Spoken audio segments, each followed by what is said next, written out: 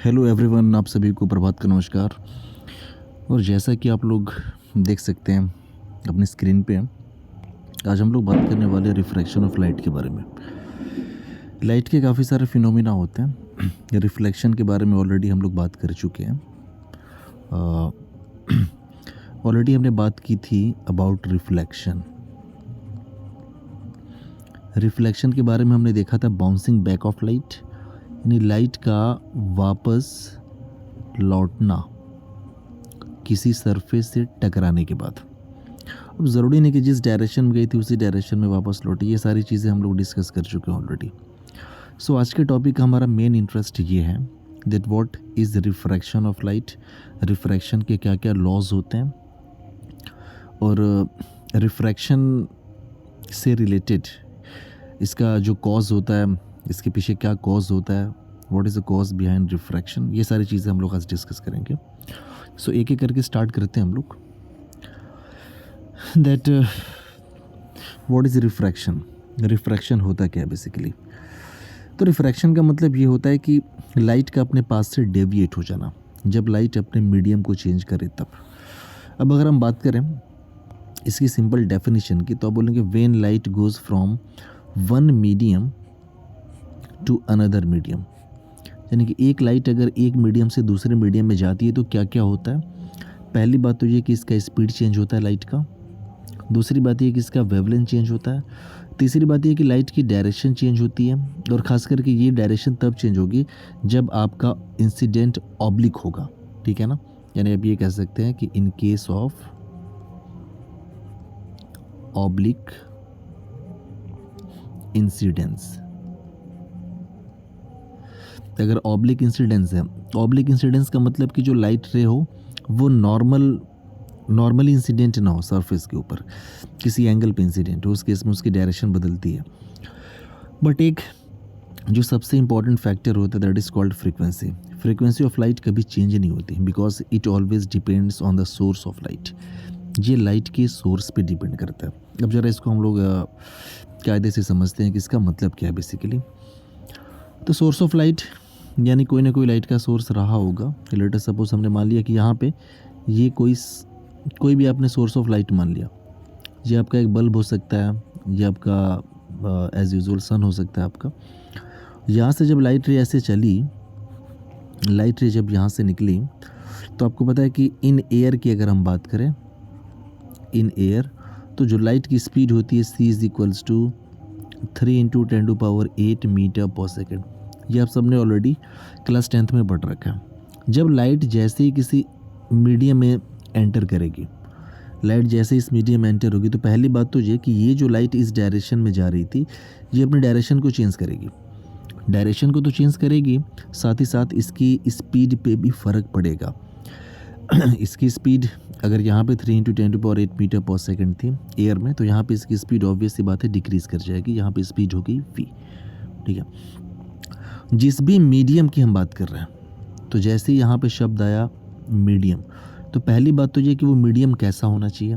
तो मीडियम आपका होना चाहिए ट्रांसपेरेंट मीडियम, यानी कि लाइट के लिहाज से वो मीडियम ट्रांसपेरेंट होना चाहिए।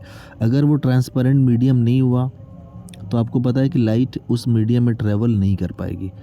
तो मीडियम आपका कैसा होना चाहिए? ट्रांसपेरेंट मीडियम होना चाहिए। अब ट्रांसपेरेंट मीडियम में आप सबको पता है कौन कौन सा आता है। आपका ग्लास आता है, वाटर आता है, बहुत सारी चीज़ें हैं, डायमंड हो गया आपका, ये सारी चीज़ें ट्रांसपेरेंट मीडियम में आती हैं। अब जो ट्रांसपेरेंट मीडियम होता है, ये भी बेसिकली इसमें आपको दो तरह से डिफ़ाइन किया गया होगा इस पूरे चैप्टर में। एक आप पढ़ेंगे रेयरर मीडियम, और दूसरा जो आप मीडियम पढ़ेंगे that will B denser medium.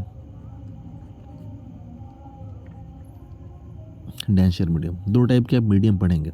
ये दोनों के दोनों मीडियम जो होते हैं वो ट्रांसपेरेंट होंगे, दोनों में लाइट इजीली ट्रैवल कर पाएगी। रेयरर मीडियम वो मीडियम होता है, जैसे हमने मान लिया कि ये कोई मीडियम है और ये रेयरर है, तो रेयरर इसको तब माना जाएगा जब मीडियम के पार्टिकल काफ़ी दूर दूर होंगे। ये आपको मीडियम के जो पार्टिकल्स दिख रहे हैं, जिन भी पार्टिकल से मिलके ये मीडियम बना होगा, जैसे मान लो ग्लास है, अगर कांच है तो कांच के जो पार्टिकल हैं, अगर ये पार्टिकल दूर दूर हैं, उस केस में इसको हम बोलेंगे रेयरर मीडियम। डेंसर मीडियम वो मीडियम होता है जिसमें मीडियम के पार्टिकल बहुत क्लोजली पैक्ड होते हैं, बहुत करीब करीब होते हैं, तो ये आपका होता है डेंसर मीडियम। और ऑब्वियस सी बात है कि जब कोई लाइट डेंसर मीडियम में एंटर करती है तो उसकी स्पीड डिक्रीज़ हो जाती है। रेयरर मीडियम में लाइट की स्पीड जो होती है वो ज़्यादा होती है कंपेयर टू डेंसर मीडियम। तो ये सारी चीज़ें हैं जो आपको ध्यान रखनी है। और ओके, आगे हम लोग थोड़ा डेफिनेशन पे यहाँ पे हमने देखा। तो डेफिनेशन में हमने यही देखा कि when light goes from one medium to another medium, इसकी स्पीड में बदलाव होता है, वेवलेंथ बदलती है। जिस हिसाब से स्पीड चेंज होता है उसी के अकॉर्डिंग वेवलेंथ भी चेंज होती है। अगर स्पीड डिक्रीज़ हो गया तो वेवलेंथ भी डिक्रीज़ हो जाएगी, अगर स्पीड इंक्रीज़ हो गई लाइट की तो वेवलेंथ भी इंक्रीज़ हो जाएगी। डायरेक्शन में चेंजेस होते हैं। आगे हम देखेंगे डायरेक्शन किस हिसाब से बदलता है। फ्रीक्वेंसी कांस्टेंट रहती है। क्यों? क्योंकि यहाँ पे जो लाइट आप ये देख रहे हैं ना, ये वाली जो लाइट आप देख रहे हैं इसका सोर्स भी यही है, और ये जो लाइट आप इस मीडियम में देख रहे हैं ना, मीडियम के अंदर जो ट्रैवल कर रही है इसका सोर्स भी यही है। तो जब दोनों लाइट रेज का सोर्स कॉमन है, इस केस में आप कहेंगे कि दोनों की फ्रीक्वेंसी क्या होगी। इसकी फ्रीक्वेंसी अगर एफ़ है तो इसकी भी फ्रीक्वेंसी कितनी मानी जाएगी? एफ़ मानी जाएगी।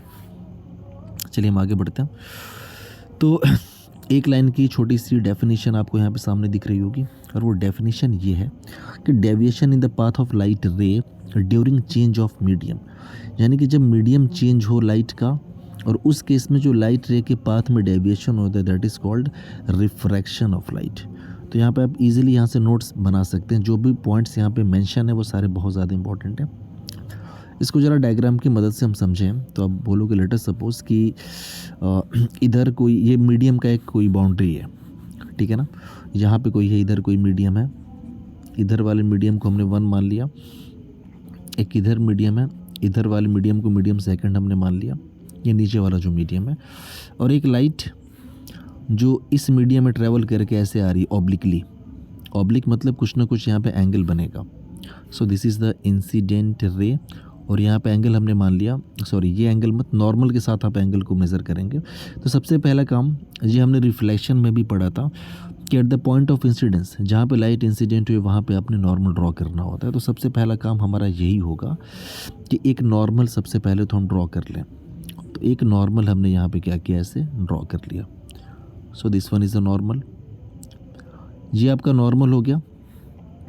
लाइट की अगर ओरिजिनल डायरेक्शन की हम बात करें तो आप बोलोगे कि लाइट जो थी ना ओरिजिनली वो इस डायरेक्शन में जा रही थी, this was the original direction of light. आप बोलोगे लाइट की ये ओरिजिनल डायरेक्शन थी, ठीक है, ओरिजिनल डायरेक्शन। लेकिन होगा क्या यहाँ पे कि ये आपका हो गया एंगल ऑफ इंसिडेंस, ठीक है ना, दिस वन इज़ नॉर्मल, ये आपका नॉर्मल हो गया, दिस इज़ इंसिडेंट रे। और जो बाउंड्री होती है ना, जो सरफेस ऑफ द बाउंड्री होती है जो कि मीडियम को सेपरेट कर रही है, ये इधर नीचे वाला मीडियम अलग है और ये इधर ऊपर वाला जो मीडियम है ये अलग है। इस केस में इस सरफेस को बोला जाएगा इंटरफेस सरफेस बोला जाता है।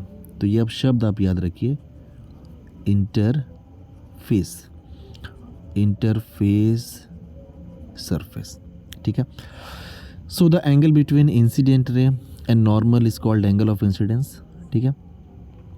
और यहाँ पे लाइट या तो इस अपने पाथ से इधर चली जाएगी, डेविएट होगी, या पाथ से डेविएट होकर इधर चली जाएगी। वो डिपेंड करता है कि लाइट किस मीडियम से किस मीडियम में जा रही है।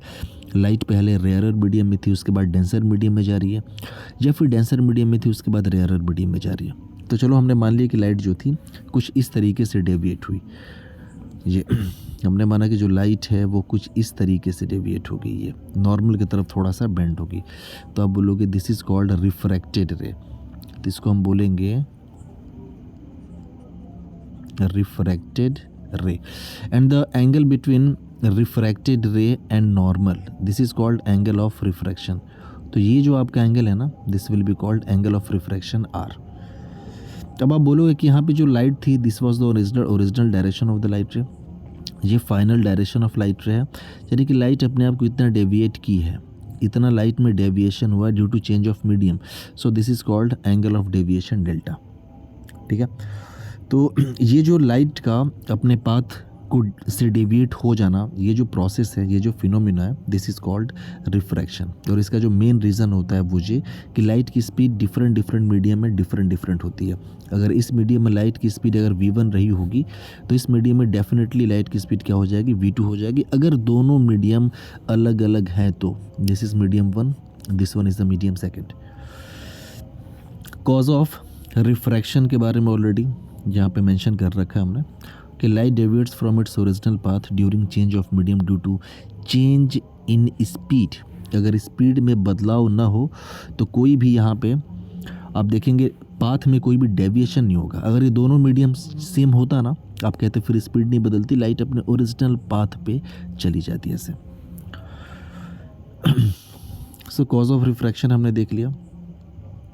रेयरर और डेंसर मीडियम के बारे में भी हमने जान लिया। रेयरर मीडियम वो मीडियम जहाँ पे मीडियम के पार्टिकल्स काफ़ी करीब और डेंसिटी बहुत कम होती है रेयरर मीडियम की। डेंसर मीडियम जैसे नाम से क्लियर है, ये इसमें पार्टिकल्स जो होते हैं मीडियम के वो बहुत ज़्यादा डेंस्ड होते हैं। तो क्या हो अगर लाइट रेयरर मीडियम से डेंसर मीडियम की तरफ जाए, उस रिफ्रैक्शन को यहाँ पे समझाना है। तो चलिए इस रिफ्रैक्शन को ज़रा से हम कोशिश करते हैं समझने की। सॉरी,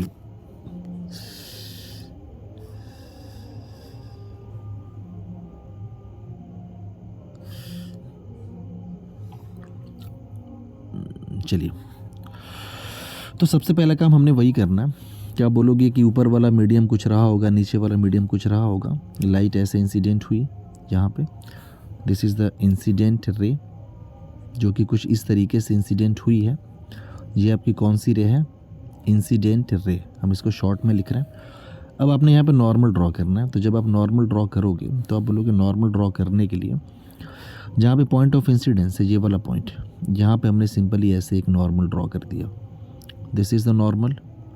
अगर हम ओरिजिनल डायरेक्शन ऑफ लाइट रे की बात करें तो आप बोलोगे ओरिजिनल डायरेक्शन ऑफ लाइट रे जो है वो एक्चुअल में कुछ ऐसे थी, इसी डायरेक्शन में थी, लेकिन ये अपने ओरिजिनल डायरेक्शन से डेविएट हो जाती है। और डेविएट होने के बाद क्या होता है, ये लाइट ऐसे हो गई। अगर ओरिजिनल डायरेक्शन की बात करें, ज़रा गौर करिएगा कि this was the original direction of the light. ये ओरिजिनल डायरेक्शन थी लाइट की, ये इस पाथ पे सीधा निकल गई होती अगर मीडियम चेंज ना होता। लेकिन मीडियम चेंज हुआ और अगर लाइट रेयरर मीडियम से डेंसर मीडियम में जा रही है, ये वाला मीडियम जो ऊपर वाला हमने दिखा रखा है ये रेयरर मीडियम है, और नीचे वाला जो मीडियम हमने दिखा रखा है ये कौन सा मीडियम है, डेंसर मीडियम है। तो अगर लाइट रेयरर से डेंसर में जा रही है तो ये नॉर्मल की तरफ बेंड हो जाती है। ये आपका नॉर्मल है जो डॉटेड लाइन आपको दिख रहा है, तो नॉर्मल की तरफ लाइट क्या होगी, बेंड होगी। This is the angle of incidence, angle i. ये आपका हो जाएगा angle of refraction, angle r. And this is called angle of deviation, delta, क्योंकि लाइट इस पाथ पे जा रही थी और फाइनली इस पाथ पे निकली है। So this is refracted ray. ये original direction of the light ray है, इंसिडेंट रे। इसको हमने मान लिया मीडियम 1 और ये वाला जो मीडियम है ये हमने मान लिया मीडियम 2। ठीक है, अब होता क्या क्या है कि जब लाइट रेयरर मीडियम से डेंसर मीडियम में जाती है तो उसकी स्पीड डिक्रीज़ होती है, क्योंकि आप बोलोगे इस वाले मीडियम में डेंसिटी कम थी पार्टिकल्स की, इसमें डेंसिटी ज़्यादा है। तो कुछ कुछ फैक्टर्स यहाँ पे अगर हम जूम करें, हमने बोला कि लेट अस सपोज कि इस मीडियम में वेलोसिटी v1 थी लाइट की, ठीक है, वेवलेंथ लैम्डा 1 थी और फ्रीक्वेंसी f1 थी। इस मीडियम में मान लें लाइट की जो वेलोसिटी है v2 है, वेवलेंथ लैम्डा 2 और फ्रीक्वेंसी हमने क्या मान लिया, f2 मान लिया। तो रिलेशन ज़रा हम देखते हैं। तो आप बोलोगे चूँकि लाइट यहाँ पे रेयरर से डेंसर मीडियम में जा रही है, इस केस में वेलोसिटी जो होता है वो डिक्रीज़ कर जाता है। तो सेकेंड मीडियम में वेलोसिटी कम होगी compare to the first medium. तो आप बोलोगे हेयर यहाँ पे क्या क्या चीज़ें होने वाली हैं। तो आप लोग v2 जो होगा वो v1 से कम होगा, स्पीड इसकी डिक्रीज़ कर जाएगी। ठीक है, स्पीड डिक्रीज़ हो गई। उसके बाद आप बोलोगे जो रिलेशन स्पीड क्या होता है वही रिलेशन जो होता है वेवलेंथ का होता है, नहीं वेवलेंथ भी डिक्रीज़ कर जाएगी। लैम्डा 2 जो होगा वो लैम्डा 1 के कंपैरिजन में कम होगा, यहाँ पे वेवलेंथ भी कम हो गई। साथ ही साथ फ्रीक्वेंसी की अगर बात करें तो आप बोलोगे जो f1 होगा that will be equals to f2। Frequency remains constant, ये शुरू में ही हमने बोला था आपको, remains constant, because it depends on source of the light, ये लाइट के सोर्स पे डिपेंड करता है। साथ ही साथ अगर इन एंगल्स के बारे में आप रिलेशन देखो तो आप बोलोगे यार यहाँ पे एंगल आई जो होगा this will be greater than angle r, तो एंगल आई यानी angle of incidence is greater than angle of refraction, ये होगा। साथ ही साथ अगर एंगल ऑफ डेविएशन हमें कैलकुलेट करना पड़े तो you can easily calculate angle of deviation.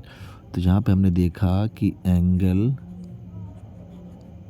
Of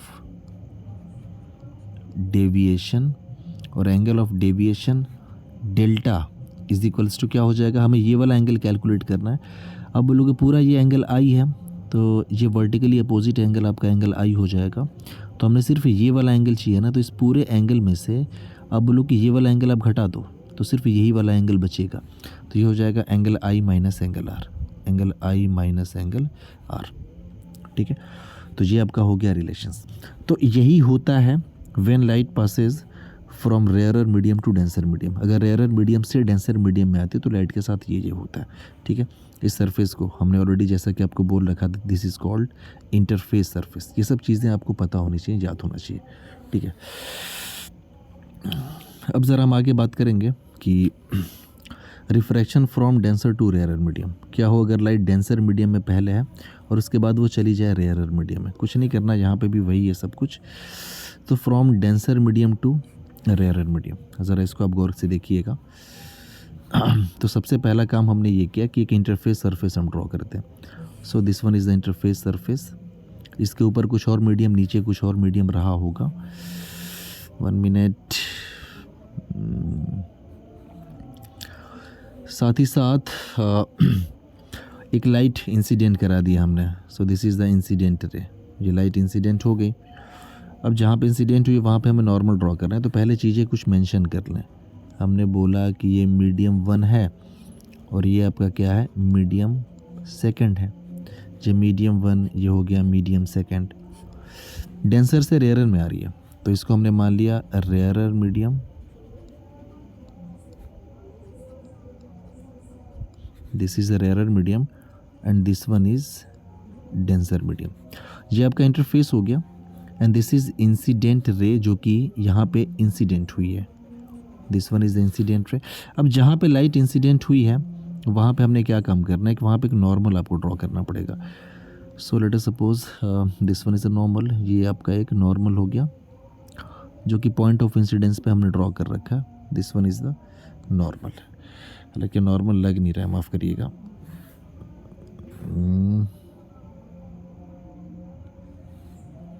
चलिए अब हुआ, ये नॉर्मल आपका हो गया। अब आपको पता है कि लाइट की जो ओरिजिनल डायरेक्शन थी वो ओरिजिनल डायरेक्शन थी क्या, तो लाइट की it was original direction of the light, light इस रास्ते पे जा रही थी। आप देखिए ध्यान से, ये जो इंसिडेंट रे है this is the original direction of the incident ray. ये कौन सी डायरेक्शन है, ओरिजिनल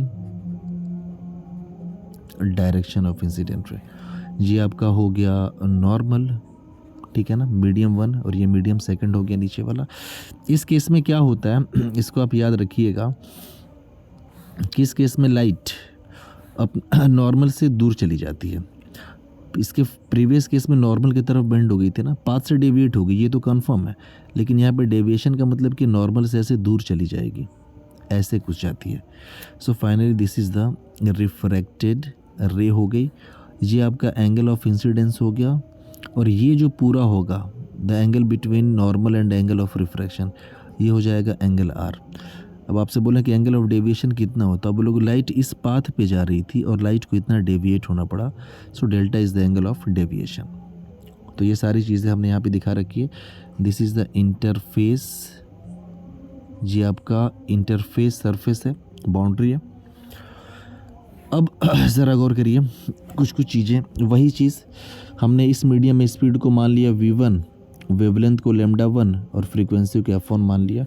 इस मीडियम में स्पीड को v2 मान लिया, सेकंड मीडियम है चूँकि, वेवलेंथ λ2 और फ्रीक्वेंसी f2 हमने मान लिया।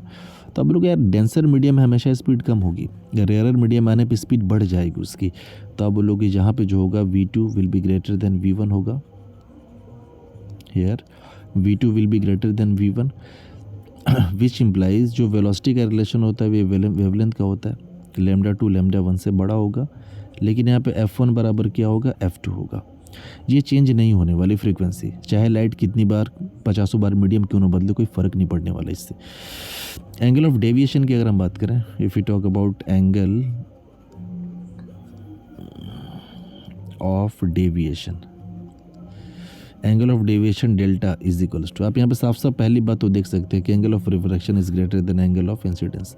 तो एंगल आर जो है एंगल आई से बड़ा है, सॉरी एंगल आई से बड़ा है, angle r is greater than angle i. अगर ये हमें एंगल कैलकुलेट करना है तो आप बोलोगे ये अगर आई है तो ये भी आई हो गया आपका, this one is equals to this one, vertically opposite angle. तो इस पूरे एंगल से अगर ये एंगल माइनस कर दें तो डेल्टा आपका बचेगा। तो आप बोलोगे ये हो जाएगा angle r minus angle i, sorry ये हो जाएगा एंगल आई। सो इस केस में एंगल ऑफ डेविएशन आप ऐसे कैलकुलेट कर लेंगे। तो जहाँ पे हमने देखा कि जब लाइट डेंसर मीडियम से रेयर मीडियम में जाती है, इन दैट सिचुएशन जो लाइट रे होती है, लाइट रे नॉर्मल से दूर चली जाती है, ठीक है। तो आई थिंक ये सारी चीज़ें आपको समझ में आ रही होंगी। ओके, सो आगे हम बात करते हैं। अब देखिए एक बात और कि देख के हम कैसे पता करें कौन सा रेयर मीडियम कौन सा डेंसर मीडियम। भाई आपका वाटर भी ट्रांसपेरेंट मीडियम होता है, ग्लास भी ट्रांसपेरेंट मीडियम होता है। ग्लास में कई टाइप्स के ग्लासेस होते हैं, आपका फाइबर ग्लास होता है, आपका फ्लिंट ग्लास होता है, क्राउन ग्लास होता है। तो कैसे पता करें कौन सा रेयर मीडियम है कौन सा डेंसर मीडियम है। तो एक बात आप याद रखिएगा, इस चीज़ को डिफाइन करने के लिए टर्म्स इन्वॉल्व किया गया and that is called refractive index of the medium.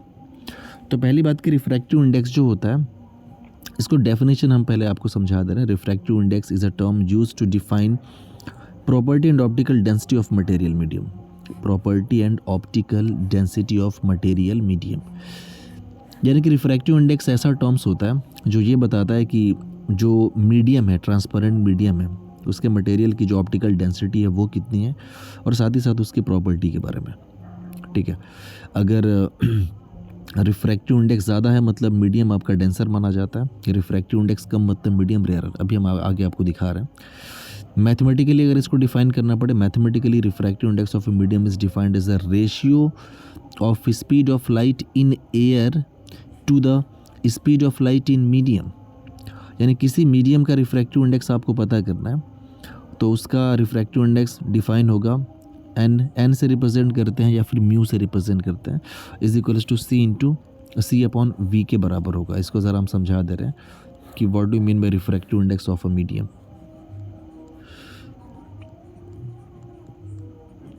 So refractive index of a medium, ठीक है। किसी भी मीडियम का रिफ्रैक्टिव इंडेक्स की अगर हम बात करें, इसका क्या मतलब होता है, इसको म्यू से रिप्रेजेंट करते हैं। तो म्यू छोटा से यहाँ पे एम लिख दिया, मतलब refractive index of a medium is equals to speed of light in air. तो speed of light in air, जिसको कि हम सी बोलते हैं, divided by speed of light, speed of light in medium. ये कौन से मीडियम की बात हो रही है, उसी मीडियम के जिस मीडियम के यहाँ पर रिफ्रैक्टिव इंडेक्स लिखा गया। यानी कि आप यहाँ से कह सकते हैं कि mu m is equals to c divide by, ये हो जाएगा वी एम, ठीक है। इस बात को आप याद रखिएगा। सी तो कांस्टेंट है, आप बोलोगे ये वाला जो टर्म्स है ये कांस्टेंट है, ठीक है ना, जो कि 3 × 10⁸ मीटर पर सेकंड होता है speed of light in air. तो साफ साफ यहाँ पे दिख रहा है कि refractive index inversely proportional to velocity या स्पीड हो गया। So refractive index of a medium inversely proportional हो गया वेलोसिटी, या फिर आप ऐसा भी कह सकते हैं, और किसी भी मीडियम में जो लाइट की स्पीड होती है ये उस मीडियम के रिफ्रैक्टिव इंडेक्स के इन्वर्सली प्रोपोर्शनल होती है, आप ये भी कह सकते हो। यानी कि कहने का ये मतलब है कि अगर रिफ्रैक्टिव इंडेक्स ज़्यादा होगा तो उस मीडियम में जो स्पीड होगी वो कम होगी, और मीडियम का रिफ्रैक्टिव इंडेक्स अगर कम होगा तो जो स्पीड होगी उस मीडियम में वो ज़्यादा होगी। और आपको पता है कि अगर स्पीड ज़्यादा है इसका मतलब कि वो मीडियम रेयरर होगा, स्पीड कम है उसका मतलब वो मीडियम कैसा रहा होगा, डेंसर रहा होगा। और यहाँ पे हमने देखा कि अगर डेंसर मीडियम है तो रिफ्रैक्टिव इंडेक्स ऑब्वियसली क्या है, ज़्यादा है, और रेयरर मीडियम के लिए रिफ्रैक्टिव इंडेक्स जो है वो कम है। तो एक बात यहाँ से आप साफ साफ बता सकते हैं कि डेंसिटी या फिर refractive index of denser medium is higher than rarer medium. तो एक टर्म्स आप यहाँ पे लिख सकते हैं कि refractive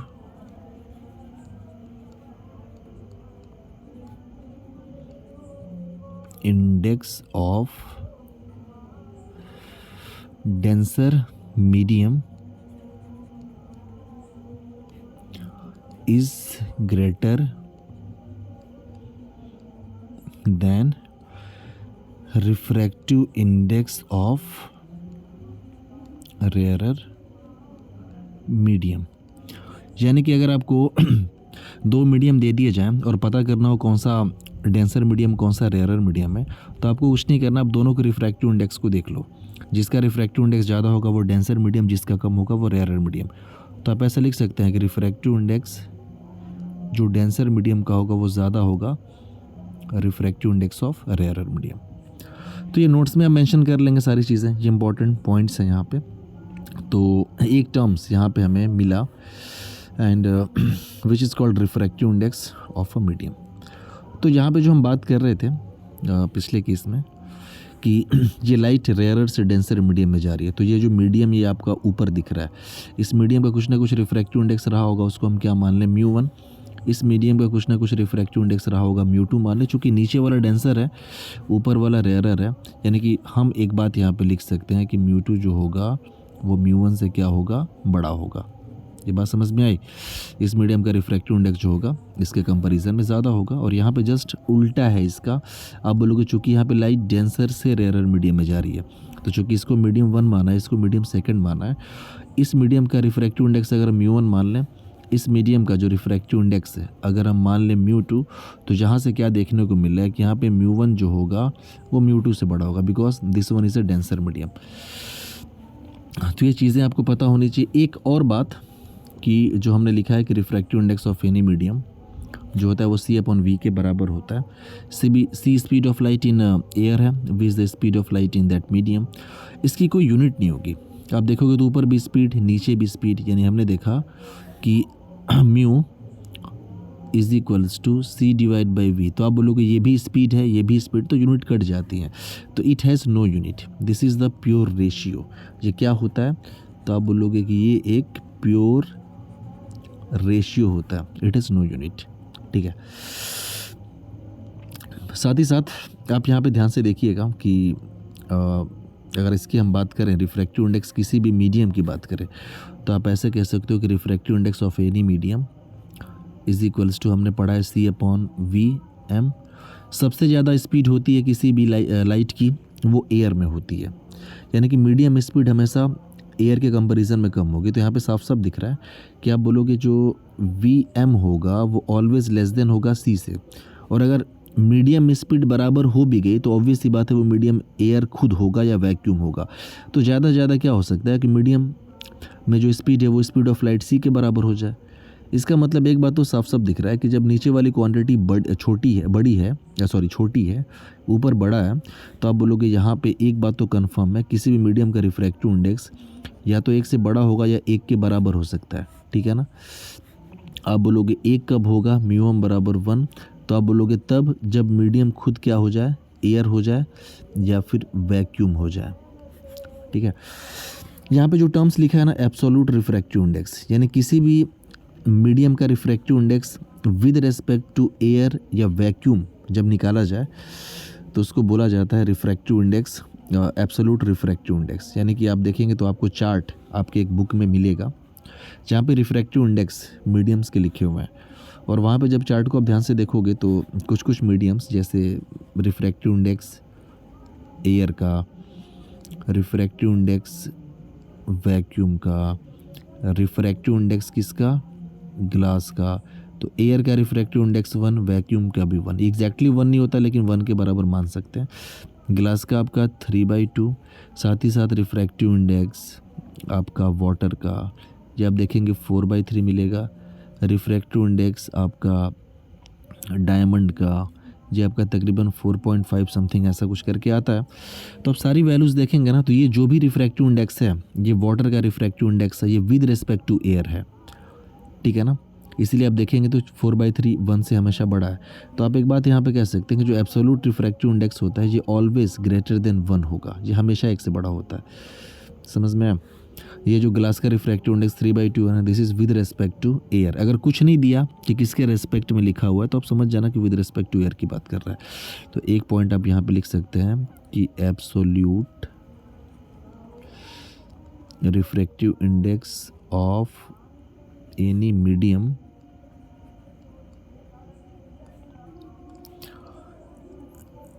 is always greater than 1, ठीक है ना। 1 से हमेशा बड़ा होगा। 1 कब होगा? जब वो मीडियम खुद क्या हो जाए? एयर हो जाए, ठीक है ना। 1 तब होता है जब मीडियम खुद एयर हो जाए। तो ये तो हमने बात की एब्सोल्यूट रिफ्रैक्टिव इंडेक्स की। अब एब्सोल्यूट के बाद हम ज़रा बात कर लें कि रिलेटिव रिफ्रैक्टिव इंडेक्स होता क्या है। सो रिलेटिव रिफ्रैक्टिव इंडेक्स के बारे में बताने के पहले ज़रा आप यहाँ पे एक चीज़ देखिएगा। लेट अस सपोज़ कि यहाँ पे कोई इंटरफेस सरफेस हमने यहाँ पे ड्रॉ कर लिया। थोड़ा डायग्राम थोड़ा छोटा बनाते हैं बिकॉज स्पेस कम है, इतने में एडजस्ट करना है जो भी है। तो हमने मान लिया कि दिस इज़ द इंटरफेस, ये कोई इंटरफेस सरफेस है, इतने में ये माने। और साथ ही साथ हमने माना कि इधर जो है ये ऊपर जो है यहाँ पे मीडियम 1 है और नीचे जो है क्या है? मीडियम 2 है, ठीक है। साथ ही साथ इस मीडियम का जो रिफ्रैक्टिव इंडेक्स हमने मान लिया μ1 मान लिया, इस मीडियम का रिफ्रैक्टिव इंडेक्स हमने मान लिया μ2 जो नीचे वाला मीडियम है, ठीक है। और साथ ही साथ जो लाइट है वो इंसिडेंट हो रही है और वो कुछ इस तरीके से इंसिडेंट हो रही है। यहाँ पे लाइट ऐसे इंसिडेंट हुई। अब आप लोग इंसिडेंट जहाँ पे वहाँ पे नॉर्मल ड्रॉ करें तो ठीक है, नॉर्मल ड्रॉ कर दीजिए। आपने यहाँ पे नॉर्मल ऐसे ड्रॉ किया। अब लाइट जो है सेकंड मीडियम एंटर करेगी तो वो डिपेंड करता है वो किधर जाएगी, वो इस बात पे डिपेंड कर रहा है कौन सा बड़ा है रिफ्रैक्टिव इंडेक्स, कौन सा छोटा है। तो चलो हमने मान लिया कि कुछ ऐसे हो गई है। तो अब जैसे ही देखोगे आप साफ साफ तुरंत बोल दोगे, आप बोलोगे अरे ये तो नॉर्मल की तरफ लाइट बेंड हुई है ना, इसका मतलब कि ये जो भी इंसिडेंट रे थी, it was the incident ray, ये आपकी हो गई रिफ्रैक्टेड रे।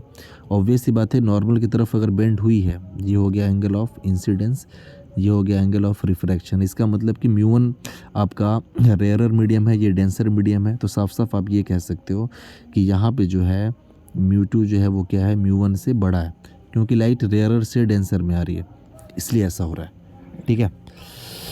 अब एक बात बताओ, अगर हम बोलें फॉर मीडियम 1, यानी मीडियम 1 की अगर हम बात करें, तो अब बताओ मीडियम 1 की जब बात करेंगे तो आप बोलोगे इसका रिफ्रैक्टिव इंडेक्स क्या है? μ1 है। तो आप बोलोगे μ1 इक्वल्स टू हम लिख सकते हैं c divide by speed of light इस मीडियम में, और इस मीडियम में हमने स्पीड ऑफ लाइट v1 मान लिया, इस मीडियम में स्पीड ऑफ लाइट हमने क्या मान लिया? v2। तो c अपॉन क्या हो जाएगा? v1। साथ ही साथ हम बोले कि फॉर मीडियम 2, यानी सेकेंड मीडियम में जहाँ पर रिफ्रैक्टिव इंडेक्स μ2 है, तो आप बोलोगे μ2 बराबर c upon v, speed of light in that medium. तो सेकेंड मीडियम की बात हो रही है, तो सेकेंड मीडियम स्पीड कितना है? v2 है, तो c divide by v2। This one is the equation number first. इसको हम इक्वेशन नंबर सेकंड बोल दें तो इक्वेशन 1 डिवाइडेड बाई सेकेंड। उस केस में बोलोगे इधर तो हो जाएगा μ1 divide by μ2 is equals to, इधर आप देखोगे c कट जाएगा, ये c ये कट जाएगा, v2 ऊपर चला जाएगा, सो v2 अपॉन v1। ये आपका यहाँ से रिलेशन मिला। अब देखो ये μ1 अपॉन μ2, इसको एक नाम दे दिया गया। यहाँ पे इसको नाम क्या दिया गया कि हेयर कि जो μ1 अपॉन μ2 है, इसको ऐसे लिखा जाता है किताबों में, इसको लिखा जाता है 2μ1। इसको हम बता रहे, इसको पढ़ेंगे कैसे? आप इसको पढ़ेंगे रिफ्रैक्टिव इंडेक्स ऑफ मीडियम, ऊपर क्या है? मीडियम 1 है ना, medium 1 with respect to medium second. इसको पढ़ने का तरीका है कि refractive index of medium 1 with respect to medium second, जो नीचे होता है उसके रेस्पेक्ट में बोला जाता है, ठीक है। तो आप इसको ये भी लिख सकते हैं कि ये बराबर हो जाएगा 2μ1। जस्ट मान लो अगर उल्टा होता, इफ़ अगर हम बात करें म्यू 1 अपॉन म्यू 2 की, तो आप बोलोगे म्यू 1 अपॉन म्यू 2 जो, अगर इसको पलट दें, म्यू 1 नहीं म्यू 2 अपॉन म्यू 1 की बात करें हम, सॉरी, अगर हम म्यू 2 अपॉन म्यू 1 की बात करें तब क्या होगा। अगर यहाँ पे हमने ले लिया सपोज म्यू 2, नीचे ले लिया म्यू 1, तो आप देखोगे 2 का रिफ्रैक्टिव इंडेक्स 1 के रेस्पेक्ट में, तो आप बोलोगे 1 के रेस्पेक्ट में 2 का रिफ्रैक्टिव इंडेक्स, ठीक है। और इसको पढ़ेंगे क्या, इसको आप पढ़ेंगे रिफ्रैक्टिव इंडेक्स ऑफ मीडियम, किसका, ऊपर क्या है 2 है ना, मीडियम 2, नीचे 1 है ना, तो विद रेस्पेक्ट टू मीडियम 1। सो यहाँ पे जो भी चीज़ें हम देख रहे हैं ना, जो खास करके इस वाले टर्म्स पे आप ज़रा गौर करिएगा। ये जो टर्म्स हमने यहाँ पे देखा है ना, ये वाला जो टर्म्स, ये यही आपका है रिलेटिव रिफ्रैक्टिव इंडेक्स, यानी किसी एक मीडियम का रिफ्रैक्टिव इंडेक्स दूसरे के रेस्पेक्ट में। ये वाला जो टर्म्स आपको दिख रहा है, this is called relative refractive index. ज़रा थोड़ा यहाँ पे गौर करिएगा। अभी हमने बोला कि जो आपको बुक में रिफ्रैक्टिव इंडेक्स वगैरह जो दिए हैं वो एब्सोल्यूट होते हैं, तो हमने माना कि रिफ्रैक्टिव इंडेक्स ऑफ जो ग्लास है ये होता है 3/2। आपको यहाँ बोलेगा नहीं कि किसके रेस्पेक्ट में, आप समझ जाना विद रिस्पेक्ट टू एयर या फिर वैक्यूम है। रिफ्रैक्टिव इंडेक्स ऑफ वाटर ये आपका है 4/3। तो हम आपसे बोले हैं कि find refractive index of glass with respect to water, ये आपको निकालना है। तो आप बोलोगे यार ग्लास का चाहिए रिफ्रैक्टिव इंडेक्स, तो ग्लास वाला रिफ्रैक्टिव इंडेक्स ऊपर रहेगा μg divide by, with respect to water है ना, तो वाटर का रिफ्रैक्टिव इंडेक्स नीचे है। μg की वैल्यू क्या है 3/2, सो this is 3/2 divided by μw कितना है 4/3, तो ये 4/3 हो गया। सो ये हो जाएगा 3 जा 9, this will be equals to 9 by क्या हो गया 8 हो गया। तो ये जो भी निकला है ना, ये वाटर के रेस्पेक्ट में ग्लास का है, तो बोलेंगे WμG। लिखने का तरीका आप इसको प्रैक्टिस कर लीजिएगा। और जस्ट अगर हम यहाँ पे उल्टा अगर निकालें, अगर हम बोलते कि नहीं आपका वाटर का बताओ ग्लास के रेस्पेक्ट में, आप बताओ refractive index of water with respect to glass, तो आप इसको रिवर्स कर दीजिए ना सीधा। आप बोलोगे इस केस में हो जाएगा μw, तो μw की वैल्यू आपकी 4/3 है डिवाइड बाई, ये आपका दिया है 3/2, तो ये हो जाएगा आपका 8/9। क्या हो जाएगा 8/9। अब देखो यहाँ पे जो सबसे इम्पॉर्टेंट चीज़ हमें समझनी है वो ये कि आपने जैसे ही यहाँ पे देखा रिफ्रैक्टिव इंडेक्स, यानी कि वाटर के रेस्पेक्ट में ग्लास का रिफ्रैक्टिव इंडेक्स, तो आप बोलोगे यार ये वैल्यू जो आपको दिख रही है ना, ये वैल्यू जो है वो ग्रेटर देन 1 है। लेकिन अगर आप यहाँ पे आप बात करो कि वाटर का रिफ्रैक्टिव इंडेक्स ग्लास के रेस्पेक्ट, यानी ग्लास के रेस्पेक्ट में वाटर का रिफ्रैक्टिव इंडेक्स, तो आप देखोगे this value is less than 1। और हमने तो पढ़ा है कि यार रिफ्रैक्टिव इंडेक्स 1 के या तो बड़ा होगा या तो बराबर होगा। देखो जो हमने पढ़ा है ना कि रिफ्रैक्टिव इंडेक्स 1 के बड़ा या बराबर होगा, वो हमने पढ़ा है एब्सोल्यूट रिफ्रैक्टिव इंडेक्स के बारे में। यानी एब्सोल्यूट रिफ्रैक्टिव इंडेक्स 1 के बड़ा या बराबर होगा, लेकिन रिलेटिव 1 से छोटा भी हो सकता है। समझ में आया? तो आप ऐसे यहाँ पे एक नोट करके लिख सकते हैं, नोट। और वो नोट आप क्या लिखेंगे, that relative refractive index can be, ये जो रिलेटिव रिफ्रैक्टिव इंडेक्स होता है कैन बी लेस देन 1, ये 1 से कम हो सकता है। बट एब्सोल्यूट रिफ्रैक्टिव इंडेक्स जो होता है, but absolute refractive index can never be less than 1, ठीक है ना। तो आप लिख सकते हैं कि म्यू जो एब्सोल्यूट होता है वो तो बड़ा होगा या बराबर होगा 1 से, लेकिन म्यू जो रिलेटिव होगा ये बड़ा भी हो सकता है, बराबर भी हो सकता है और छोटा भी हो सकता है 1 से। समझ में आया? तो ये पॉइंट्स हैं जो आपको ध्यान रखना है, तो आप ज़रूर इसको नोट्स कर बना लीजिएगा हर एक पॉइंट्स का, ठीक है। जहाँ पे जो था हमने एक इसको एग्जांपल के तौर पे, आप इसको क्वेश्चन के तौर पे आप समझिएगा जो अभी हमने किया कि इफ़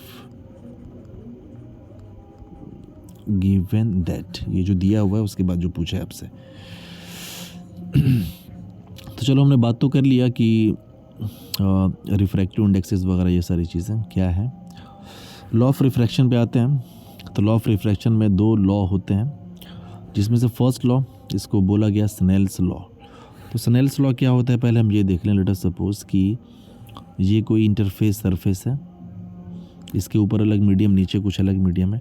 साथ ही साथ हमने माना कि एक लाइट है जो इस सरफेस पे इंसिडेंट हुई है, तो लाइट ऐसे इंसिडेंट हुई और इंसिडेंट होने के बाद हमने मान लिया कि लाइट ऐसे चली गई, ऐसे जा रही है लाइट, या चलो ऐसे मान लो कि लाइट ऐसे जा रही है, क्या फ़र्क पड़ता है, हमने ये मान लिया। तब बोलोगे ये जो रे है दिस इज़ इंसिडेंट रे, और ये जो रे आपको दिख रही है ना दिस इज़ रिफ्रैक्टेड रे। साथ ही साथ जहाँ पे लाइट इंसिडेंट हुई है वहाँ पे हमने नॉर्मल चाहिए ना, तो वहाँ पे हमने क्या किया कि एक नॉर्मल ड्रॉ किया। सो दिस इज़ अ नॉर्मल, ये आपका हो गया नॉर्मल, हमने ड्रॉ कर लिया। अब ज़रा एंगल्स वगैरह मेंशन कर दें। आप बोलोगे this is angle of incidence, ये हमारा एंगल ऑफ इंसिडेंस हो गया जो कि आई है, and this one is the angle of refraction जो कि हमने क्या मान लिया, आर मान लिया। इसका रिफ्रैक्टिव इंडेक्स ये जो था इसको हमने मान लिया मीडियम 1, ये जिसमें लाइट गई है इसको हमने क्या मान लिया, मीडियम 2 मान लिया। इस मीडियम का रिफ्रैक्टिव इंडेक्स हमने मान लिया μ1 और इस मीडियम का रिफ्रैक्टिव इंडेक्स हमने मान लिया μ2। और देख के ही लग रहा है अगर यहाँ पे वेलोसिटी v1 मान लें और यहाँ पे जो वेलोसिटी या स्पीड है लाइट की वो v2 मान लें, देखो लाइट नॉर्मल से दूर गई है, यानी definitely light rarer medium, denser medium से रेयरर मीडियम में जा रही है। यानी ये वाला जो मीडियम ये कौन सा रहा होगा, रेयरर, और ये सॉरी रेयरर नहीं डेंसर रहा होगा। 1 मिनट गड़बड़ हो गया, माफ़ करिएगा।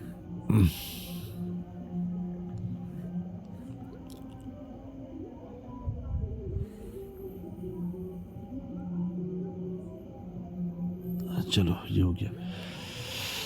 तो हमने बोला कि ये जो मीडियम है ये आपका डेंसर रहा होगा और यहाँ पे ये मीडियम कैसा रहा होगा, रेयरर मीडियम रहा होगा, क्योंकि डेंसर से रेयर में जाने पे लाइट नॉर्मल से अवे जाती है। अब जो रिलेशंस वगैरह आप यहाँ पे देख देख के साफ साफ बता सकते हो कि यहाँ पे आपको क्या क्या दिख रहा है। तो अब लोग यार कि चूँकि ये डेंसर या रेयरर है तो μ1 जो होगा वो बड़ा होगा μ2 के कंपैरिजन में। ये डेंसर है तो यहाँ पे स्पीड कम होगी, यहाँ पे स्पीड ज़्यादा होगी। तो आप ये भी लिख सकते हो कि जो v1 होगा वो कम होगा और v2 जो होगा ज़्यादा होगा, फ्रीक्वेंसी सेम होगी, वेवलेंथ का रिलेशन, ये सब आप पहले ही हमने बता रखा है। फर्स्ट लॉ ये कहता है स्नेल्स का कि the ratio of sine of angle of incidence to the sine of angle of refraction is always constant for a given pair of media। ये pair of media है जोड़ा, यानी ऊपर एक मीडियम नीचे एक मीडियम। तो अकॉर्डिंग टू स्नेल्स लॉ क्या होता है वो ज़रा आप देखिए। According to Snell's law, Snell's law को लिखने का आप तरीका समझ जाइए कि स्नेल्स लॉ को एक्चुअल में लिखा कैसे जाता है। ठीक है, जिस मीडियम में लाइट इंसिडेंट होती है उसको हमेशा खास करके पहला ही मानते हैं सहूलियत के लिए, जिसमें गई उसको सेकंड मीडियम मान लिया। तो इसको ऐसे लिखा जाएगा μ1 साइन, μ1 यानी उस मीडियम का रिफ्रैक्टिव इंडेक्स जिसमें लाइट इंसिडेंट हुई, साइन ऑफ उस मीडियम में एंगल कितना बना है, तो उस मीडियम में जो एंगल बना है एंगल आई, तो sine of i is equals to μ2, यानी जिस मीडियम में गई है तो μ2 रिफ्रैक्टिव इंडेक्स है उसका, और यहाँ पे हो जाएगा साइन ऑफ उस मीडियम एंगल कितना बना है नॉर्मल के साथ, तो साइन ऑफ आर। तो यहाँ से हम ऐसे भी लिख सकते हैं कि μ1 divide by μ2 is equals to sine r divide by sine i. इसको रिवर्स कर लो आप, तो μ2 upon μ1 is equals to sine i divide by sine of r. ठीक है, या फिर देखो μ2 अपॉन μ1 को हम क्या पढ़ेंगे, इसको एक बार फिर से यहाँ पे लिख दे रहे हैं हम। ये आपका निकल के आया है μ2 divide by μ1 is equals to sine i divide by sine of are.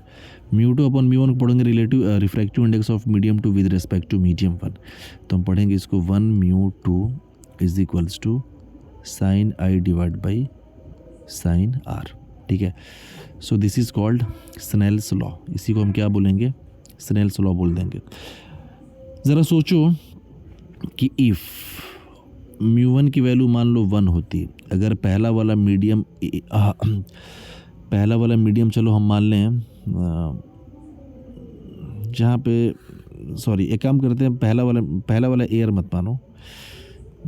हमने मान लिया कि जो μ2 है वो बराबर 1 है, यानी सेकंड मीडियम को हमने मान लिया एयर, और μ1 जो है उसको हमने क्या मान लिया, म्यू वन को आप म्यू मानो, खैर छोड़ो इसको, इस तरीके से समझ देखना में कुछ भलाई नहीं है, कुछ फ़ायदा नहीं है ऐसे देखने में, आप इसको ऐसे ही समझो। एक्चुअली आपने जो पढ़ा है ना 10th में, हम उस फेज़ में लाना चाहते थे कि sine i upon sine r बराबर आपने म्यू पढ़ा है। आपने वो म्यू फॉर्मूला तब पढ़ा है ना जब लाइट रेयरर से डेंसर में आ रही थी, उस केस के लिए आपने पढ़ा है। तो आप इस टर्म्स को जब आप देखोगे तो आप बोलोगे दिस इज़ कांस्टेंट, यानी कि sine i divide by sine of r जो है वो क्या है, आप बोलोगे ये क्या है, कांस्टेंट। ज़रा 10th वाला जो है आपका कॉन्सेप्ट वो हम थोड़ा समझा दे रहे हैं। तो यही आपका है लॉ, फर्स्ट लॉ यानी स्नेल्स लॉ, यानी sine of angle of incidence, यानी एंगल ऑफ इंसिडेंस जो बन रहा है उसका साइन, यानी कि आई है ना तो आई का साइन डिवाइड बाई जो एंगल ऑफ रिफ्रैक्शन है उसका साइन, वो जो रेशियो होगा वो क्या होगा, कांस्टेंट होगा। वही चीज़ है। देखो आपने जो 10th में पढ़ा वो क्या पढ़ा है, 10th के हिसाब से जो आपने स्नेल्स लॉ पढ़ा है वो कुछ ऐसे पढ़ा है कि ये आपका इंटरफेस हो गया, ठीक है, और हमने मान लिया कि जो लाइट है, लाइट ऐसे इंसिडेंट हुई, इंसिडेंट होने के बाद लाइट ऐसे चली गई, ठीक है। तो साफ साफ देख के लग रहा है कि ये आपकी हो गई incident ray, this is refracted रे। और अगर नॉर्मल यहाँ पे ड्रॉ करें तो आप बोलोगे नॉर्मल विल बी लाइक, ये आपका हो जाएगा नॉर्मल, ये हमारा नॉर्मल हो गया, ठीक है। तो ये हमारा हो गया एंगल ऑफ इंसिडेंस आई, ये हो गया एंगल ऑफ रिफ्लेक्शन आर।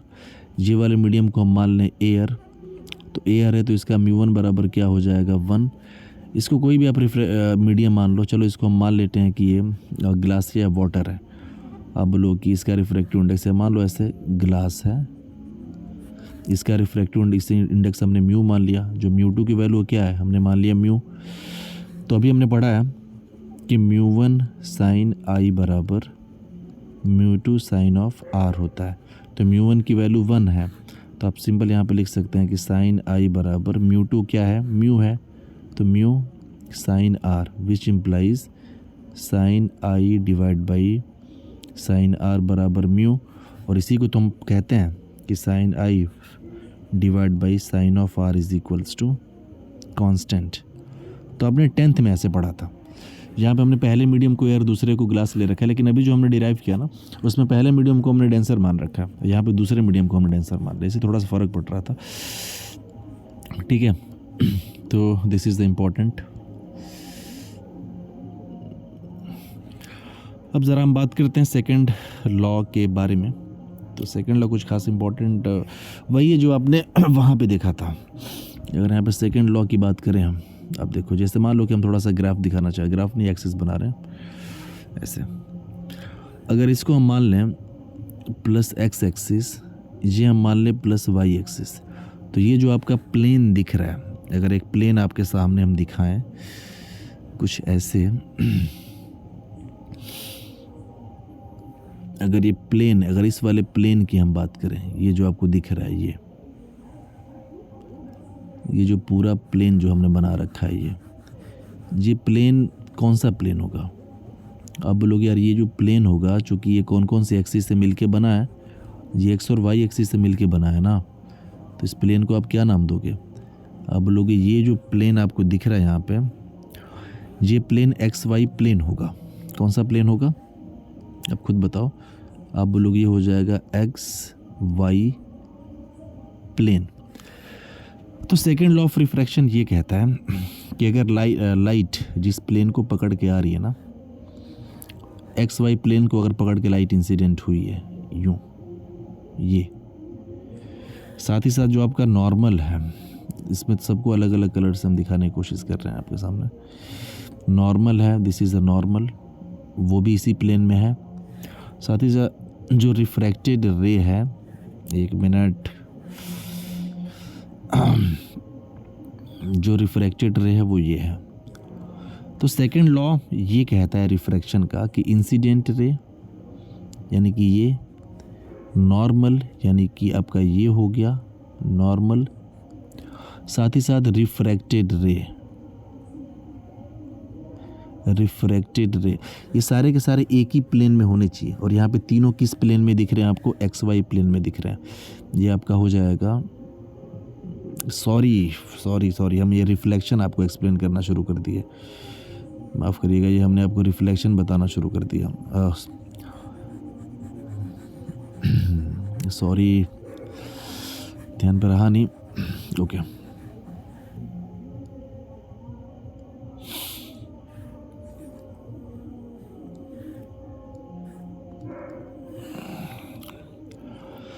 फिर से चलिए एक्सिस ड्रॉ करते हैं, क्या किया जाए। तो हमने ऐसे एक्सिस ड्रॉ किया, ये हो गया,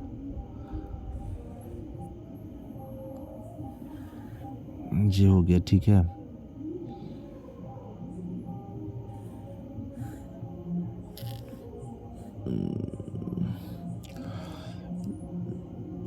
चलिए, ये एक्सिस हमने मान लिया, ये हमारा एक्स एक्सिस, ये हमारी है वाई एक्सिस।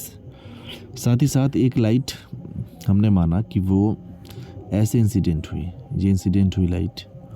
ये जो प्लेन आपको दिख रहा है, फिर से प्लेन को हम बना दे रहे हैं, हालांकि ये जो प्लेन दिख रहा है आपको, ये पूरा यहाँ से यहाँ तक का जो प्लेन आपको दिख रहा है, अब लोग इस प्लेन में पूरे सिर्फ 2 ही एक्सिस इन्वॉल्व हैं।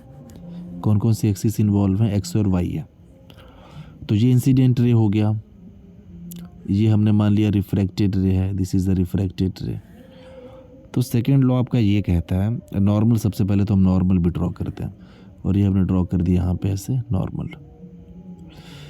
तो सेकेंड लॉ ऑफ रिफ्रैक्शन ये कहता है कि जो आपकी इंसिडेंट रे है, यानी कि ये इंसिडेंट रे जो आपका नॉर्मल है, यानी कि ये, साथ ही साथ जो आपकी रिफ्रैक्टेड रे है, यानी कि ये, all lie in same plane, सबके सब सेम प्लेन में होंगे। ये पॉइंट ऑफ इंसिडेंस हो गया, this is the angle of incidence and this one is the angle of refraction. तो ये तीनों सेम प्लेन में होंगे, और ये जो प्लेन है ना एक्स और ये वाई, अब बोलोगे नीचे वाला क्या है? ये माइनस वाई है, लेकिन तब भी एक्स वाई प्लेन ही माना जाएगा ना। ये भी एक्स वाई प्लेन है, ये भी आपका कौन सा प्लेन है? एक्स वाई प्लेन ही है, ठीक है। So this is our second law of refraction. तो आप इसको यहाँ से नोट्स बना सकते हैं, और आप इतना बस डायग्राम दिखा सकते हैं कि बहुत ज़्यादा इसमें आपको दिमाग नहीं लगाना। ज़रा बात करेंगे हम लोग refraction through rectangular glass slab के बारे में। Refraction through rectangular glass slab, चलिए। तो जहाँ आपको दिख रहा होगा कांच का एक ग्लास स्लैब है। सो लेट अस सपोज कुछ चीज़ें यहाँ पे, आपको ये ग्लास स्लैब दिख रहा है। ग्लास स्लैब में आपको यहाँ पे थिकनेस इसकी दिखाई देगी टी। एक ऊपर का फेस है, एक नीचे का फेस है, दोनों पैरेलल फेसेस हैं। हमें ये दिखना है कि इसमें रिफ्रैक्शन होता कैसे है, लाइट आएगी तो फिर कैसे क्या उसके साथ होगा। तो हमने माना कि लाइट एक ऐसे आके इंसिडेंट हुई है, ये हमने माना कि एक लाइट इंसिडेंट हुई है, ये लाइट आपकी इंसिडेंट हुई, ठीक है। इसको हमने बोल दिया इंसिडेंट रे। अब जहाँ पे लाइट इंसिडेंट होती है यार, वहाँ पे आपको नॉर्मल तो चाहिए होगा ना, तो वहाँ पे हमने ड्रॉ किया नॉर्मल। तो इस पॉइंट पे एक ऐसे नॉर्मल हम ड्रॉ करते हैं, ऐसे नॉर्मल ड्रॉ कर दिया। अब आप बोलोगे लाइट जो है वो रिफ्लेक्ट होगी तो रिफ्लेक्ट नहीं रिफ्रैक्ट होगी, तो सेकंड मीडियम में लाइट आएगी।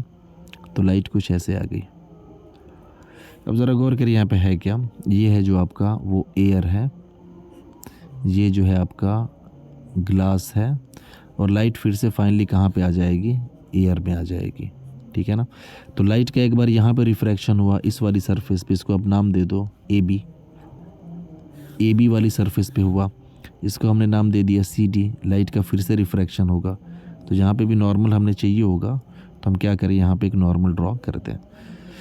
तो यहाँ पे भी एक नॉर्मल ऐसे हमने क्या किया, ड्रॉ कर दिया। This is the second normal. ये दो नॉर्मल हमने ड्रॉ कर दिए, ठीक है,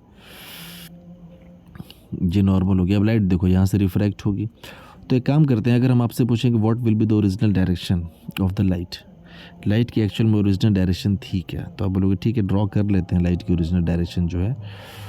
तो लाइट की कुछ ओरिजिनल डायरेक्शन ऐसे थी कि लाइट इस वाली पाथ पे जा रही थी। देखिए ये जो था, लाइट इस पाथ पे ऐसे जा रही थी, ध्यान से आप समझिए, ये लाइट की ओरिजिनल डायरेक्शन थी, ठीक है, ये ओरिजिनल डायरेक्शन थी लाइट की। ये अब यहाँ से लाइट फिर से रेयरर मीडियम में आने वाली है। अब देखिए पहले रेयरर था, एयर था, नॉर्मल की तरफ बेंड हुई, तो ये नॉर्मल की तरफ लाइट ऐसे बेंड हुई, इंसिडेंट हुई। अब फिर से रेयरर मीडियम में जा रही है तो नॉर्मल से अवे जाएगी। तो जब लाइट नॉर्मल से अवे जाएगी ना तो फाइनली ये कुछ लाइट ऐसे निकल जाएगी ये। सो this is the final emergent रे। ये इंसिडेंट रे है and this is called emergent रे।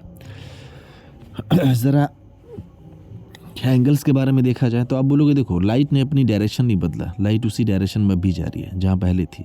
लाइट बस अपने पाथ से थोड़ा सा डिस्प्लेस हो चुकी है। तो पहली बात कि ज़रा एंगल्स वगैरह की अगर बात करें यहाँ पे, तो ये वाला एंगल हमने मान लिया, आप कुछ भी मान लो कोई फ़र्क नहीं पड़ता, इसको मान लिया θ1, ठीक है।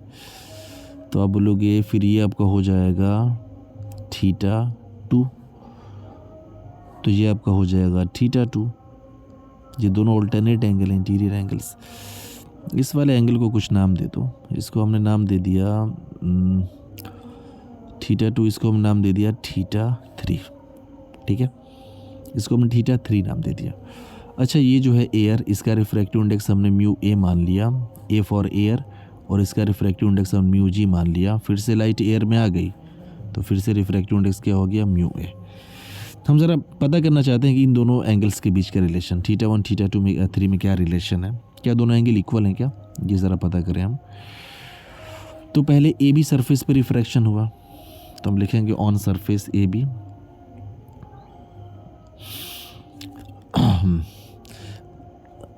On surface A B surface पे रिफ्रैक्शन हो रहा है, तो यहाँ पे हम स्नेल्स लॉ यूज़ करेंगे,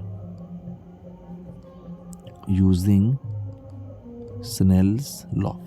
तो स्नेल्स लॉ यूज़ करेंगे तो स्नेल्स लॉ क्या कहता है कि जिस मीडियम में लाइट इंसिडेंट हुई है उसका रिफ्रैक्टिव इंडेक्स यानी म्यू ए, तो ये हो गया म्यू ए साइन उस मीडियम में बना एंगल, तो θ1 है, θ1 इक्वल्स टू लाइट जिस मीडियम में गई है उसका रिफ्रैक्टिव इंडेक्स, तो म्यू जी, आप बोलोगे म्यू जी इंटू साइन उस मीडियम में जो बना हुआ एंगल है, एंगल ऑफ रिफ्रैक्शन वो, तो साइन ऑफ θ2।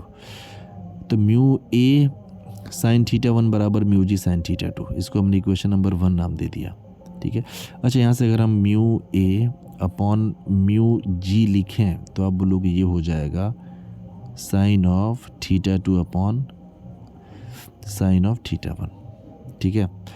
अब हम सी डी वाले फेस पे आते हैं। दूसरे वाले फेस पे भी तो रिफ्रैक्शन हो रहा है, इस वाले फेस पे थोड़ा देखें रिफ्रैक्शन, यानी कि ऑन सरफेस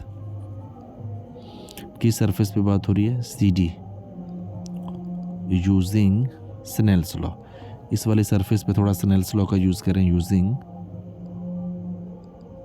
स्नेल्स लॉ। तो देखो इस वाली सरफेस पे बात करेंगे सी डी वाली सरफेस पे, तो ये पॉइंट ऑफ इंसिडेंस हो गया, तो ये जो रे आ रही है ना ये इंसिडेंट रे हो जाएगी, और ये वाला जो मीडियम है ग्लास वाला मीडियम, ये पहला मीडियम माना जाएगा इस सरफेस के लिए। तो आप बोलोगे कि म्यू एन की जगह पे म्यू जी रखना पड़ेगा, यानी कि म्यू जी, क्योंकि देखो इसमें लाइट इंसिडेंट होगी इसमें जाएगी, तो ये सेकंड मीडियम और ये फर्स्ट है, लेकिन इस सरफेस के लिए ये ऊपर वाला फर्स्ट था एयर जो था, और ये ग्लास सेकंड था, लेकिन इस सरफेस के लिए अब ग्लास पहला मीडियम माना जाएगा और लाइट जहाँ फाइनली जा रही है वो दूसरा मीडियम। तो हमने लिखा म्यू जी और इसमें बना एंगल का साइन, तो ये हो जाएगा sine of θ2 is equals to light जिस मीडियम में गई है उसका रिफ्रैक्टिव इंडेक्स, तो म्यू ए, लाइट फिर से एयर में आ चुकी है तो म्यू ए साइन, और उसमें जो एंगल बना है वो θ3। तो जहाँ से अगर हम mu g by mu a निकालें या फिर mu a by mu g आप निकालिए ना, तो mu a by mu g is equals to mu a by mu g आपका हो जाएगा sine of θ2 divide by sine of θ3। तो ये इस इक्वेशन को अगर हम ए मान लें, इस इक्वेशन को अगर बी मान लें, तो आप बोलोगे LHS दोनों का बराबर है, तो RHS बराबर हो जाएगा, इसमें कोई बड़ी बात नहीं है। तो RHS को अगर हम बराबर करें तो ये आपका हो जाएगा sine of θ2 upon sine of θ1, ये जो है टर्म्स बराबर इसके हो जाएगा, यानी कि sine of θ2 divide by sine of θ3। Sine θ2 cut गया, विच इम्प्लाइज आप बोलोगे कि साइन ऑफ θ1 किसके बराबर है, साइन ऑफ थीटा 3 के, यानी थीटा 1 किसके बराबर हो जाएगा, थीटा 3 के। यानी कि एक बात यहाँ पे समझ में आ गई कि थीटा 1 बराबर थीटा 3, यानी कि जितने डिग्री पे एंगल इंसिडेंट हुई है उतने डिग्री पे एंगल इमर्ज होती है। कब, जब पैरेलल ग्लास स्लैब से रिफ्रैक्शन होता है तब। तो ये एग्जाम में एक बार प्रूफ करने के लिए आ चुका था।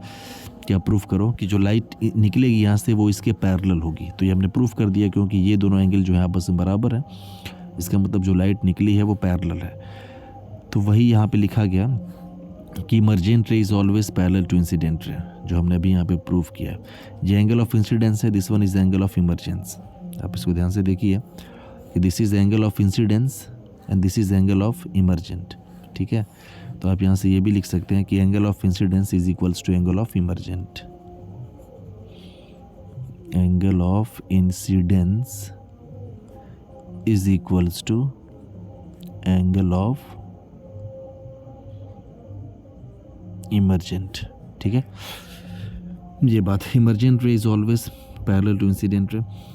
अब इसमें थोड़ा सा जो हमने देखा कि लाइट ने डायरेक्शन तो बदला नहीं, लेकिन लाइट पैरेलली डिस्प्लेस हो गई है। इसका क्या मतलब है, ज़रा इसको आप ज़रा गौर से समझिएगा। पैरेलली डिस्प्लेस होने का क्या मतलब है। देखिए हुआ क्या है, लाइट इस पाथ पे जा रही थी, ये इंसिडेंट रे की ओरिजिनल डायरेक्शन, लेकिन लाइट अब यहाँ से निकल रही है इमर्जेंट होने के बाद। यानी कि लाइट जो है ना इतना डिस्प्लेस हुई है, इतना, ये यहाँ से लेकर यहाँ तक। और यही आपको लैटरल डिस्प्लेसमेंट निकालने के लिए बोलता है। ये आपका 90 डिग्री है, इसको हम मान लें डेल्टा एक्स, इसको हम क्या मान लें, डेल्टा एक्स मान लें। और ज़रा इसको ऐसे आगे बढ़ा देते हैं जी, तो ये भी 90 डिग्री हो जाएगा। इसको नाम दे दो, इसको कुछ नाम दे दो पॉइंट P, इसको कुछ नाम दे दो Q, इस पॉइंट को नाम दे दो R, इस पॉइंट को नाम दे दो S। ज़रा इसको निकालते हैं डेल्टा एक्स, तो इसको थोड़ा मिनिम यहाँ पे वो कर रहे हैं। अच्छा, ये हमें डेल्टा एक्स निकालना है, तो आप एक काम कर सकते हो, अगर इसमें हम इस वाले ट्रायंगल में PRS में, इन ट्रायंगल PRS, आप बोलो कि जहाँ पे ये बेस हो गया या हाइपोटेनियस हो गया, तो कॉस ऑफ थीटा 2 अगर लिखें, अब ध्यान दीजिए इस वाले ट्रायंगल में PRS में, तो हमने लिखा यहाँ पे, यहीं पे कर दे रहे हैं, कहाँ पे करें, थोड़ा सा इसको मिनिमाइज करने तो हमें, अब हो जाएगा। PRS इस ट्रायंगल की बात कर रहे हैं, हमने लिखा in triangle PRS, in triangle PRS cos of theta 2, cos of theta 2 is equals to, ये हो जाएगा PS बेस अपॉन हाइपोटेनियस हो जाएगा PQ, PQ। ठीक है ना, तो PQ बराबर हो जाएगा PQ बराबर हो जाएगा PS divide by cos of theta 2। थोड़ा ध्यान दीजिएगा, इस PQ की बात करें, ये कॉस थीटा 2 बराबर base PS upon hypotenuse PQ, तो PQ बराबर PS upon cos theta 2। PS की वैल्यू क्या है, तो आप बोलोगे कि जो थिकनेस है ना स्लैब की, वही तो है। ये PS क्या है, T के बराबर है, थिकनेस के बराबर है, तो इसको हमने लिख दिया थिकनेस ऑफ द स्लैब के बराबर, तो इसको हम T लिख सकते हैं, तो ये हो जाएगा T divide by cos of theta 2। अब इस ट्रायंगल की बात करिए PRQ में, सो इन ट्रायंगल PRQ, इसमें अगर इस वाले एंगल की बात करें, आप ज़रा गौर करिए, ये वाला एंगल की अगर हम बात करें तो ये एंगल कितना हो जाएगा, आप बोलो कि ये एंगल आपका हो जाएगा, ये थीटा 1 है पूरा, ये पूरा अगर थीटा 1 है तो ये थीटा 2 है, तो ये वाला एंगल कितना हो जाएगा, ये पूरा ये थीटा 1 हो जाएगा पूरा। तो आप बोलोगे ये थीटा 2 है, तो ये वाले एंगल की अगर बात करें तो थीटा 1 माइनस थीटा 2 हो जाएगा। ठीक है, ये एंगल कितना हो जाएगा, थीटा 1 माइनस थीटा 2। फिर से एक बार देखिए, ये थीटा 1 तो ये पूरा थीटा 1, तो ये चूँकि थीटा 2, तो ये एंगल हो जाएगा थीटा 1 माइनस थीटा 2। तो इसमें अगर हम sine of theta 1 minus theta 2 लें, तो हमने लिखा sine of theta 1 minus theta 2 is equals to, ये एंगल के लिए ये परपेंडिकुलर हो जाएगा RQ, और ये PQ हाइपोटेनियस हो जाएगा, सो RQ अपॉन PQ। हमें क्या निकालना है, हमें RQ निकालना है ना, यानी डेल्टा S। तो यहाँ से हमने लिखा RQ बराबर P Q sine of theta 1 minus theta 2। तो आर क्यू मतलब delta x, so delta x is equals to P Q, और पी क्यू की वैल्यू ऑलरेडी हम निकाले हैं टी बाई कॉस थीटा 2 है। ठीक है, ध्यान से देखिए, T divide by cos theta 2 है, तो पी क्यू आपका हो जाएगा T divided by cos of theta 2 into sine of theta 1 minus theta 2। सो ये आपके सामने जो डेरिवेशन है आ गया कि ऐसा रिलेशन निकल के आता है। ठीक है ना, दिस इज़, और ये बहुत इंपॉर्टेंट रिलेशन है, इसको आप ध्यान रखिएगा कि t upon cos of theta 2 sine of theta 1 minus theta 2, ये लैटरल डिस्प्लेसमेंट, और इसी डेल्टा एक्स को क्या बोला जाता है, lateral displacement. So I hope कि आपको आज का वीडियो लेक्चर पसंद आया होगा।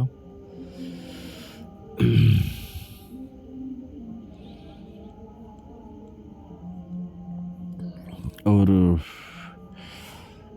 कुछ चीज़ें हैं यहाँ पे जो हम नेक्स्ट वीडियो में कवर करेंगे, क्योंकि वीडियो बहुत ज़्यादा लंबी हो जाएगी, जैसे virtual depth, virtual height, apparent depth, apparent height.